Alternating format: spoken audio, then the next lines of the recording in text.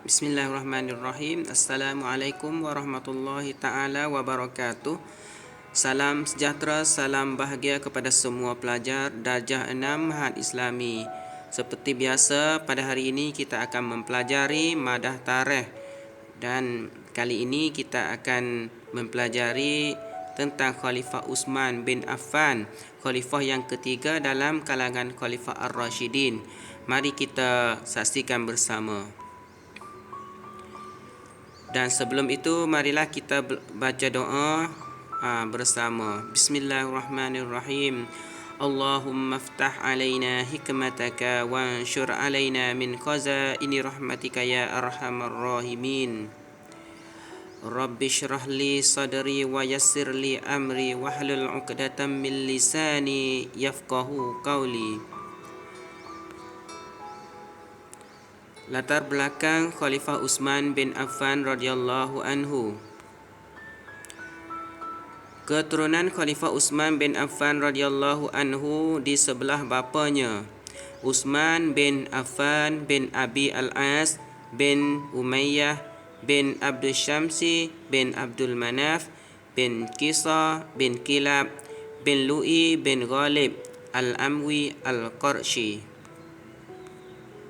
Keturunan Khalifah Uthman di sebelah ibunya, Uthman bin Arwa binti Karza bin Rabi'ah bin Abdul Syamsi bin Abdul Manaf. Ibu Arwa bernama Baidah. Beliau adalah anak saudara Rasulullah sallallahu alaihi wasallam. Sayyidina Uthman dilahirkan di Mekah setelah 5 tahun diperanakkan Rasulullah sallallahu alaihi wasallam. Mari kita mengenali budi pekerti Khalifah Uthman bin Affan radhiyallahu anhu.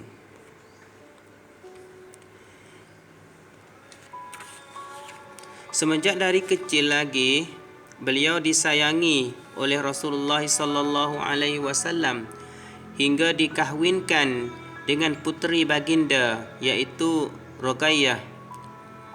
Manakala Ruqayyah meninggal dunia, maka Rasulullah sallallahu alaihi wasallam mengahwinkan beliau dengan Ummul Kalsum, seorang lagi puteri baginda. Dan dengan inilah Sayyidina Uthman diberi gelaran Zunnuraini, iaitu orang yang mempunyai dua cahaya, iaitu dapat berkahwin dengan anak puteri Rasulullah, 2 orang. Dan beliau ini, iaitu Sayyidina Uthman bin Affan radhiyallahu anhu, bersifat pemalu.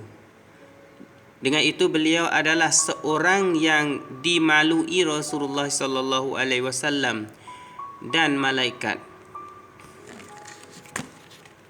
Uthman bin Affan radhiyallahu anhu dipilih menjadi khalifah. Setelah 3 hari, Umar bin Al-Khattab radhiyallahu anhu dikebumikan, iaitu wafat. Maka para sahabat seramai 6 orang yang telah dikemukakan oleh Sayyidina Umar radhiyallahu anhu, mereka berunding untuk mencari khalifah sebagai pengganti, iaitu mereka adalah yang pertamanya Uthman bin Affan, Ali bin Abi Talib, Abdurrahman bin Auf, Talhah bin Zubair dan Sa'ad bin Abi Waqqas. Mereka ini adalah orang-orang yang akan bermesyuarat untuk mencari siapakah yang lebih layak untuk menjadi khalifah selepasnya. Maka perundingan kali ini dipengerusi oleh Abdurrahman bin Auf. Beliau diberi hak untuk menentukan yang mana lebih layak di antara Uthman radhiyallahu anhu ataupun Ali karramallahu wajhah untuk memegang jawatan khalifah. Maka Abdurrahman bin Auf menggunakan haknya dengan memilih Uthman radhiyallahu anhu menjadi khalifah.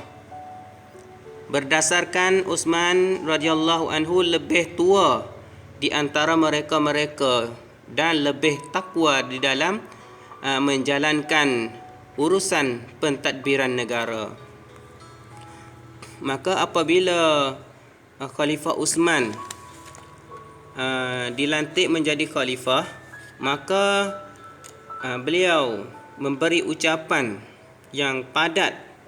Di antaranya, satu, beliau berucap, "Wahai manusia, bahawasanya kamu berada di dalam sesuatu benteng dan hidup di dalam usia yang terbatas." Benteng di sini ialah agama, dan hidup kita pun terbatas. Apabila sampai masa akan meninggal dunia ini di dalam tempoh yang singkat, dan dalam tempoh itu datanglah ajal kamu. Kita semua hidup di dunia ini dan akan bertemu ajal, iaitu mati. Ini ucapan yang pertama Khalifah Uthman bin Affan. Dan ucapan seterusnya, "Ketahuilah bahawa dunia itu penuh dengan tipu daya. Maka janganlah kamu tertipu oleh kemewahan hidup dan tipuan dunia. Ambillah contoh dari orang-orang yang dahulu daripada kamu. Maka hendaklah kamu rajin, jangan lupa dan lalai."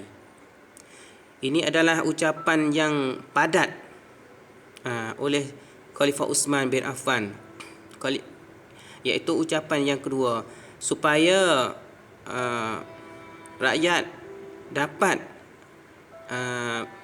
menjalani hidup dengan tidak tinggalkan agama dan tidak lalai dengan harta benda dunia. Sambil itu beliau pun mengucap kepada semua pegawai-pegawainya, dengan ucapan tadi, ucapan Saidina Uthman apabila dia jadi khalifah. Maka pada kali ini kita akhiri setakat ini dulu, dan jumpa lagi pada bahagian yang kedua. Wassalamualaikum warahmatullahi wabarakatuh.